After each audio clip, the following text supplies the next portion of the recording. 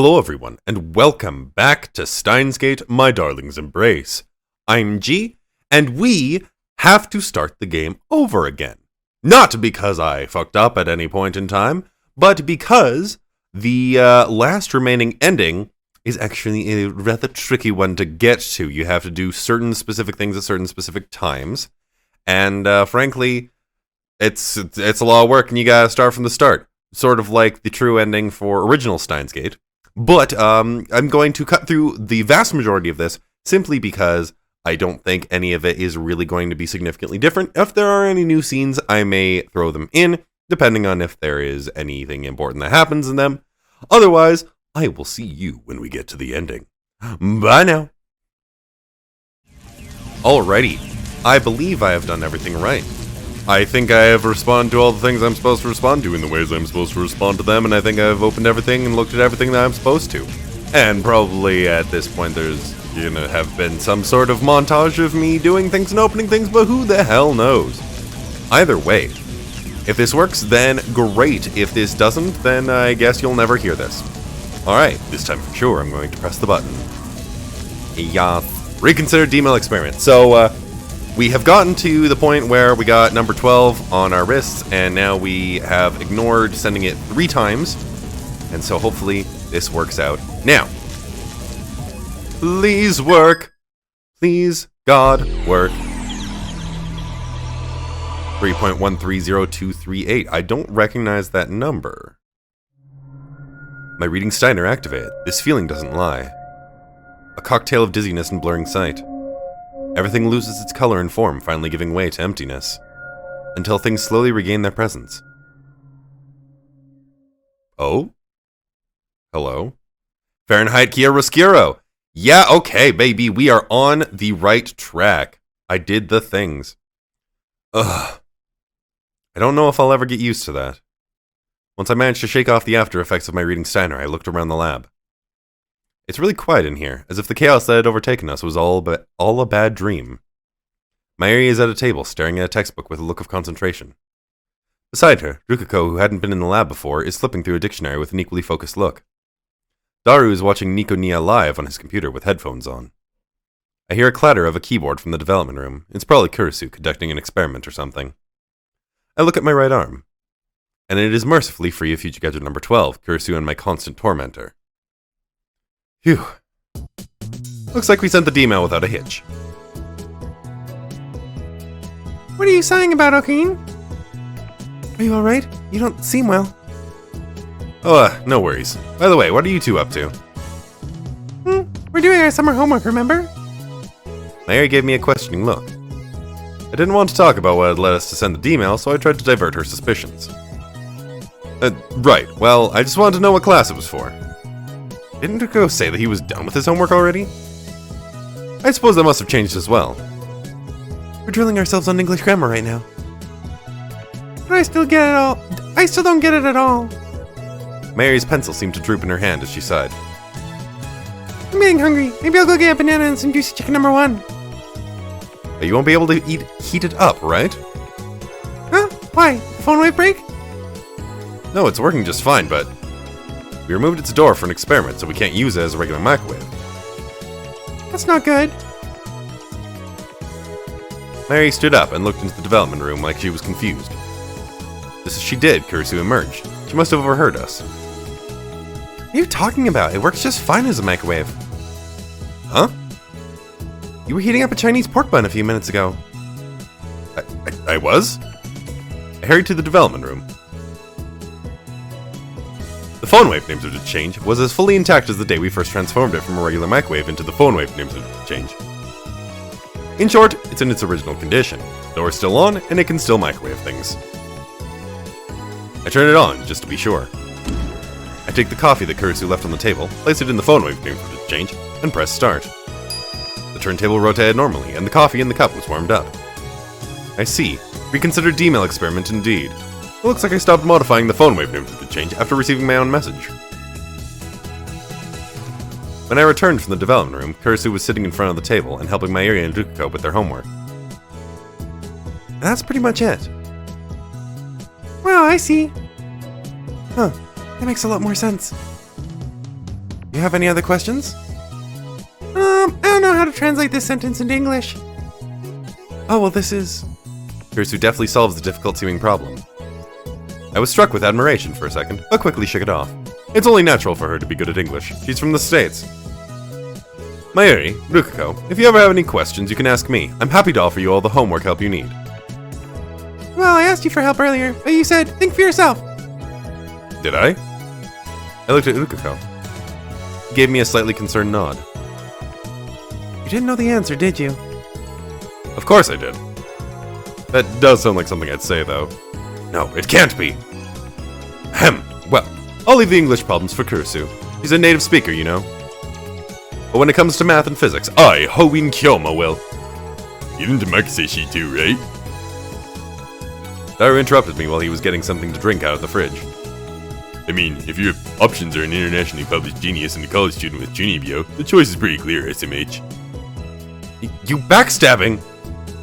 Oh, scary. Daru sat in front of the computer again and resumed watching Nia live. Between that and Kurisu working with Rukuko and Mayuri on their homework, I felt like a third wheel. I slunk off to the development room. I suppose I'll work on developing some future gadgets. That's what I should have been doing in the first place, anyway. When I look at the shelf where our gadgets are stored, I noticed a piece of paper affixed to the wall. I'd overlooked it while I was focusing on the phone wave news to change, but appears to have my writing on it. It says, "We're postponing our experiments on the phone wave. However, you may use it as a regular microwave." I see. I knew that I was a capable man. Hoin Kyoma, your judgment is sound. I must have made this decision predicting the potential dangers of D-mail. Below my note was charmingly crude drawing by Mayuri with the message, "Try to limit your uses to 5 a day. Be sure to save energy." Okay, focus. I have to come up with a new gadget just as innovative as the phone wave change. Mumbling to myself, I grabbed a notebook to sketch out some ideas. I see an opened envelope in between the pages of the notebook. It says, "Payment due, and please use our convenient payment system." It's a bill from an electricity company. I took the bill out of the envelope and looked at it. A strange sound gurgled out of me. As you might have imagined, the bill was obscene. Hey Daru, my right arm! Huh? Wait, it's just getting good. It's an emergency, get over here! But I refuse. I'm not kidding, come here. Fine. So what's the problem? Did you know about this? I showed the bill to Daru, but he was unperturbed. Yeah, we had a big freak out about it earlier. I see. This is the bill for the electricity we used last month, right? Didn't you say it was due to the phone wave news change? The bill from the month before didn't even come close. The dates would line up. I did concept and create the phone wave last month. I've been doing non-stop experiments on it ever since. Our graves use a lot of electricity already, and you were using it a ton. It only makes sense. Sense or no, this is still way too high. Which is why Makiseshi and I are looking into it. You said we're postponing any phone wave experiments until we figured out the real cause, right? I see. Now I know what the note on the wall in Mayuri's drawing meant. If I got a part-time job, I could make the money to pay it off, but it's still a ridiculous amount of money.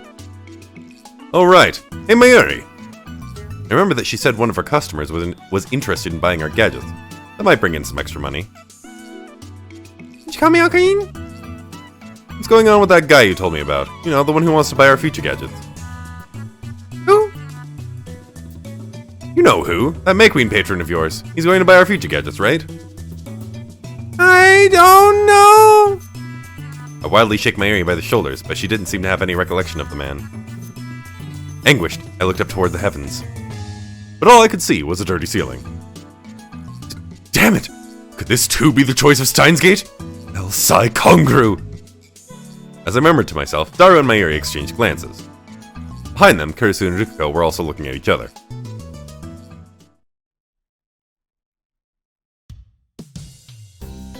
We don't have any realistic ideas. Can anyone come up with anything more useful? I looked into each of my now assembled lab members' eyes in turn, scolding them. Okay, why don't you get the ball rolling with an idea of your own? Yeah, anyone can complain about the problems. We need solutions. No objections here. The lab mem started scolding me instead. Ugh! Please calm down, Kyoma-san. You want a banana? Give it to me. I peel the banana and start munching on it. I just set up a listing online for number 9, Homing Diva, number 10, Surprise Specs, and number 11, One Scoot Prevails. There's no sign they're going to sell. Hey, Kiyama, why did I make the custom Ferris design number 12 in here? That may be a little too dangerous. You think so? If we could keep it to toy spec, I think it could be a hit. At least I think it's the most interesting idea we've come up with yet. Are you a masochist? You're practically wishing for your own destruction. I remembered the pain of those decidedly not toy-spec electric shocks and I shivered. And I shivered. Huh? What are you talking about? Anyway, that's a no. Come up with something else. Oh! Mary raised her hand. Did you come up with something? Mayor rarely takes initiative in future gadget ideas, so this is impressive. I want a device that can make a second Maishi. Huh? Everyone looked at Mayuri in surprise. What do you mean, Mayuri-chan? I just thought it'd be better if there were 2 Maishis. You mean like a clone? I saw it in a movie yesterday. You go into a machine, and it flashes and goes beep beep beep, and then there's another Maishi. Though it's not a clone in the strictest sense, but why do you even want that? Mayuri really thought about this, wearing a rare look of intense focus. But her answer was pure Mayuri. I'd be done with my homework in half the time if there were another me. Ah, so that's it. Maishi thinks it's important. Well, we couldn't make something like that anyway. Human cloning is illegal in a lot of places. It's okay if you want to make a robot copy of me. You know, like the ones you see in manga and stuff. Oh, like the ones you turn on by pressing their nose, yeah? Yeah. That might be similarly challenging. It sounds fun, though. Even if we could make another you, it wouldn't help with your homework. We'd just have another person saying, "This homework's too hard." I imagined Mayuri and Robo Mayuri saying, I get it. in unison. I guess. You sound kind of sad. We didn't come up with any good ideas. We agreed to sleep on it and regroup later. Then we called our roundtable discussion to an end.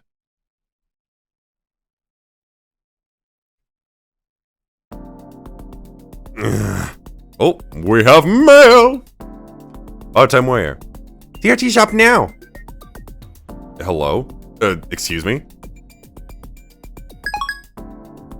Okay, that was bizarre. I don't know how many times I've looked at the bill on the table and groaned since last night. How could we have used so much electricity? Should I just bite the bullet and get a part-time job? I was snapped out of my musings by the sound of someone running up the stairs. Footsteps this heavy have to be Daru's. Okay, come with me. What's going on? Wait, you have found the organization's secret hideout? That's why you're my arm. Let's hurry and call the military of the St. Dark. Don't have the time for your Chinibyo shit. We have to hurry or someone else will take her. Take her? Who? Air conditioner. I found her on the street. She's an industrial model, so I can't move her alone. I was about to get up from the couch, but changed my mind and plopped back down. Okay? Tell me, Daru, what do you think of our lab's current financial crisis? If it's on the street, it's free. The unit itself may be free, but it'll cost money to use it. And if it's an actual industrial model, I can't imagine how much electricity it'll suck up. Or what, were you going to keep it here as a decoration? A Nike of Samothras? Samothras? I don't know that word. To your gods of Kabeiri? Kabeiri? You lost me after decoration, but that kind of sounds like a no. You are correct. Alright, if you say so. You understand, don't you? You are my right arm, after all. Sure, you want to make the ladies in the lab sweat so you can get turned on by their scent. I gotcha. I'm getting an amputation. Okay, Daru-kun, good morning. Funny, I could have sworn I overheard a conversation that bordered on sexual harassment. It's just your imagination. By the way, it's unusual to see you two arrive together. Yeah, we just ran into each other outside. Mary says while wiping the sweat off of her face. Oh, Maishi, you're wearing your school uniform today. I had an extra class today, so I came straight here from school. Please wear your school uniform to the lab even when you don't have school. Maishi's clothes aren't cosplay. Mary laughed and walked into the development room. Maybe she hasn't had lunch yet. Does anyone want to share my bananas and juicy chicken number 1? Thanks, but I just had brunch. I already ate 2. I'd love to have some. No, 2 servings. Mayuri, is your homework done? Well, at least the English. I still have to work on my other subjects, though. Mayuri returns from the development room and sits next to me. But before that, I'm going to work on developing my own future gadget. A future gadget? Mary took sewing materials and a tiny set of clothes out of her tote bag. The clothes looked like they might fit a stuffed doll. What are those? They're clothes, Ki-chan. So I gathered, but what do they have to do with future gadget? They're for Robo Maishi to wear. Robo Mayushi? We all exchanged glances. And what's that? You'll see. Mary reached into her tote bag and withdrew what she seemed to regard as a precious object. It was a doll, a girl standing about 30 centimeters tall. I found her at a secondhand store. Isn't she great? Look when you press the button on her back. I'm Aishi. You see chicken number 1. Yoo-hoo, Green, how are you? See, she can record and play your voice. So it has a voice recorder in it and plays a clip at random. That's right, and if I dress her up in clothes that look like mine, she can be future gadget Robo Maishi. You still haven't given up on the idea of a copy robot, have you, Mary? That's right. Now hold on, Mary. It's just a toy with handmade clothing, right? It's not a future gadget at all. Eh? A laboratory has not, will not, and cannot approve that as a future gadget. I see. Mary clearly had something on her mind, but instead she smiled and said, In that case, Green, it's a present for you. Huh? If I can make her pretty, she's all yours. What are you talking about? Mad scientist such as Ho-Wing Kyoma has no need for such fancy trifles. Don't be silly. I want you to have it. Mary smiled and started sewing. When I took a closer look at the clothes in her hand, I realized it was the same outfit she often wears. Just accept the gift, Okabe. Something to hold in your arms and lull you to sleep. Cursed assistant! How dare you mock the mighty Ho-Wing Kyoma! It's kind of embarrassing if you hold me in your arms. I'm saying I'm not going to do that. Excuse me, Mayushi. Could I ask you to adjust the nuance a little? I want a bit more shy hesitation when you say hold me in your arms. More like you want to be held. Yeah, that's the stuff. Shut up, you perv! Ah, it's ready. My sushi chicken number 1. Mary stopped sewing and hopped into the development room. I looked at the voice recording doll and its not yet tailored clothes sitting on the couch. I don't know what to make of all this. Does Mary really want me to have this? I feel bad leaving it here at the lab, but I can't imagine what my parents would think of me if I brought it home. While I was mulling my options over, Mayuri returned with fried chicken on 2 plates. She handed Daru one and sat back down on the couch. After enjoying her tasty-looking chicken, she clapped her hands. Right, I almost forgot to tell you something important. She reached once more into her tote bag and took out an envelope. Ta-da!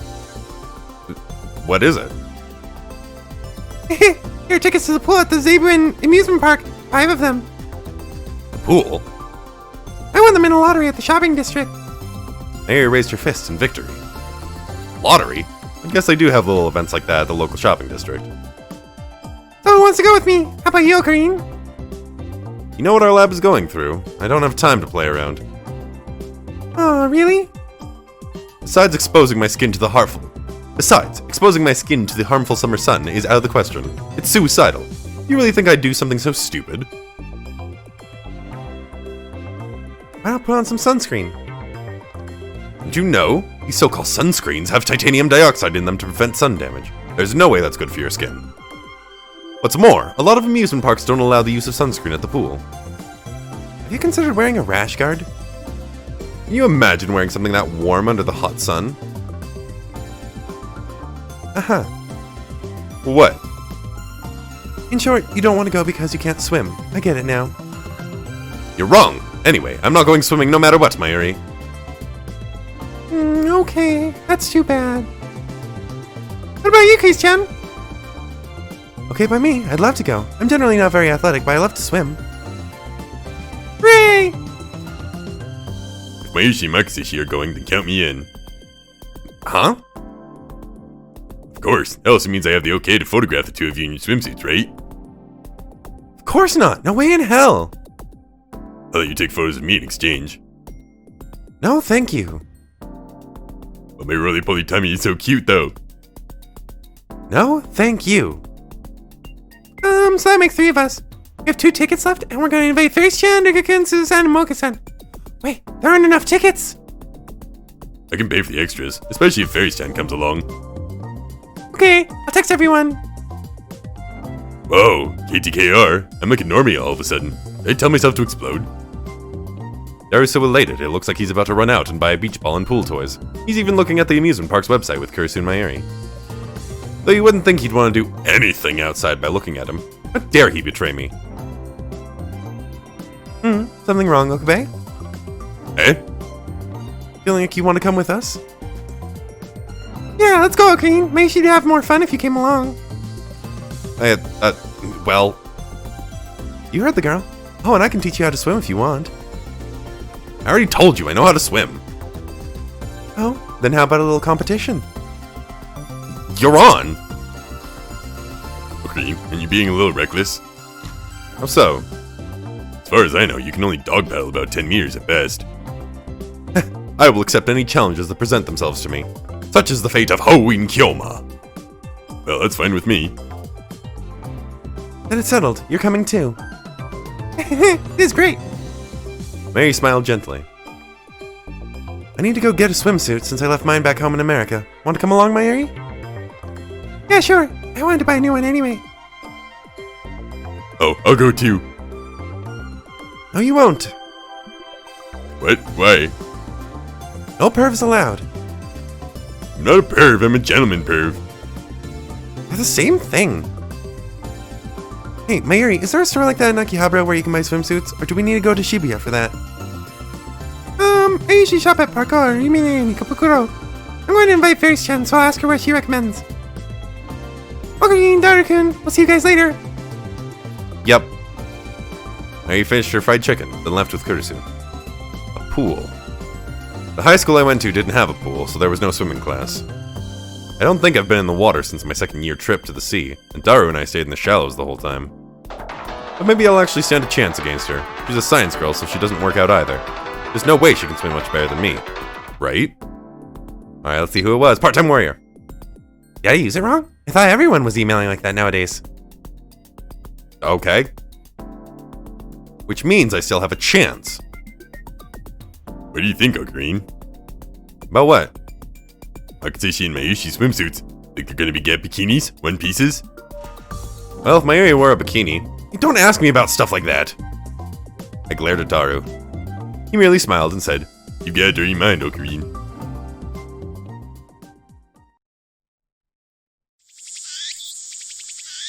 From the moment I woke, the sky was blue and clear.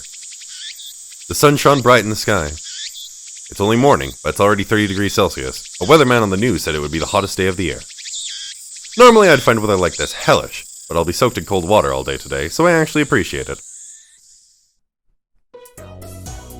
Yoo-hoo! Hope you weren't waiting too long, yeah? Oh, Fairy-chan, morning. Fairy-chan, doo-doo-doo! Doo-doo! Oh my god, trying to do that in her voice sucks. Sarah seemed extra energetic today. She's still wearing her cat ears, but in an amusement park she fits right in. Looks like everyone's here.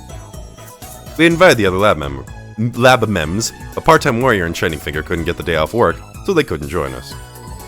Rukako seemed indecisive. I can't wear a swimsuit in front of you. It'd be embarrassing. Thanks for inviting me, though. Sorry. Or something like that.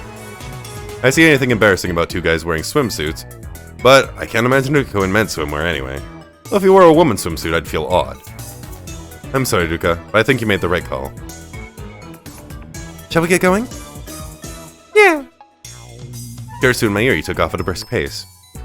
We took out our tickets, passed through the entry gate, and walked towards the pool. While I knew that Mayuri loved outdoor activities, I never would have expected Kurisu would be so excited over a pool. When I told her that, Kurisu cheerfully replied, I like the feeling of floating in the water more than the pool itself. Oh, me too. It makes me feel like I'm flying through the sky. It's like I've been freed from gravity. The muscles I usually use have all the strain taken off of them. Feels great. Why she sounds so comfortable with being in the water? I assumed that her swimming ability was roughly equal to mine, but maybe... No, I can't psych myself out. Floating and swimming are different things. This girl spends all her time inside doing experiments. There's no way she can beat me. Akiyama? I have a truth to reveal to you, Nya. Oh? It's about Ferris's third secret. Your third secret?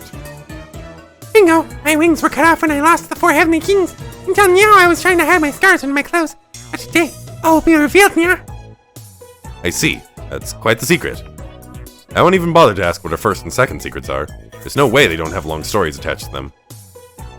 Also, I have a favor to ask, Nya. I want to use your right arm to apply the sacred potion to my back to ease the pain. Huh? Sacred potion, could you put it on me? So basically, she wants me to rub some suntan lotion on her back. A familiar scene from many a manga. There's no way I could do that in public. I'm afraid the use of sacred potion may be prohibited here. I can just wipe it off before I get in the water, Nya. I'm not concerned with mundane regulations. The smell of the potion might attract the deep ones of Innsmouth, or other sorts of evil gods, would it not? It's fine. They fear the power of your right arm. There's no way they'd try anything. Ah, you think too highly of me, Ferris Nyan Nyan. Ferris-chan, if you need a substitute, I'm happy to volunteer. Happy to give my life for you anytime. Thanks, Nya. But unless you have a special ability like Hyoma, the risk is too great. I can't let a friend as precious as you do something like that. Ferris-chan. I've been wondering for a while now. How can the two of you hold such bizarre conversations at the drop of a hat? Ferris looked at me with a look that combined puzzlement and distaste. How can you call yourself an assistant if you can't keep up with the conversations? Yeah. Normally she'd get upset and yell, "I'm not your assistant!" or something like that. But she's in such a good mood today, she didn't even talk back to me. Wow.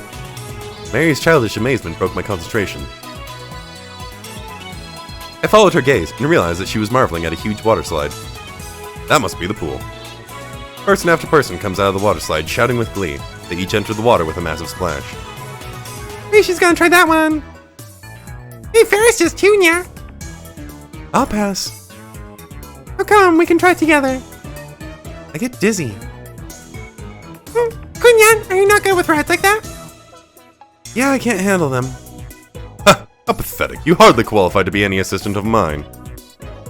You don't like them either, right, Ocarine? Shh! Don't tell her that! After a little more walking, we finally arrived at the entrance to the pool. We showed the staff our tickets and were let through the gate only to be welcomed by the smell of chlorine. Oh, that's a big pool. Yeah, isn't it great? I'm getting... Nope, that's not Ferris. God damn it. Yeah, isn't it great? I'm getting excited. According to the map, the pool is divided into 5 different areas. There's a family swimming section, a competition section, and even a wave pool area. And over near the water slide area, there's an artificial beach glittering under the sunshine. I'm gonna go get changed, Nya. Me too. Let's meet at the tree over there. Okay, Ocarina and Daru-kun? Mary pointed at a fake palm tree next to the swimming pool, then disappeared into the changing room. Come on, Daru, let's go change. Yeah, good call. Hey, your nose is bleeding like crazy. Oh, whoops. I was imagining things. What sort of things? Hey, Ocarine. I could say she's gotta wear a bikini, right? Why? Because, she's from America. What kind of stereotype is that? Besides, she's not American, she just lives there. I think maybe she's gonna wear a cute one piece. Don't care. What about Ferris-chan? I kinda feel like she's gonna wear something black or pink. She's got a bit of a cute gothy thing going on. Still don't care. I can't stop thinking about it. Well, we'll find out what they're wearing soon enough, so try not to lose any more blood while you fantasize. You just don't get it, man. This is the fun part. I'm fine with that. I'm gonna go change. Hey, hold on, Ocarine. To be honest, I was also fantasizing about... imagining something along the same lines. Talking to him felt like I was being exposed, and that was too embarrassing to take. I started walking towards the changing room, leaving Daru behind. And I think that is a pretty good place to cut it. We have arrived at the water park, and we are doing the Mayuri ending, and I don't understand what the plot is going to be here, because usually at this point we have some sort of plot. Like, with the Suzuha one, by this point, Daru was in love. With the Duka one, by this point, we had the Durgan. I don't remember how the other ones were split up into various episodes, but like there was plot going on, and this is just the beach episode, so I'm very confused. But maybe that's the whole point. Maybe this is just the beach episode and it's just meant to be chill. But either way, thank you all so much for following my playthrough of Steins Gate, My Darling's Embrace, and I'll see you in the next episode. Bye now.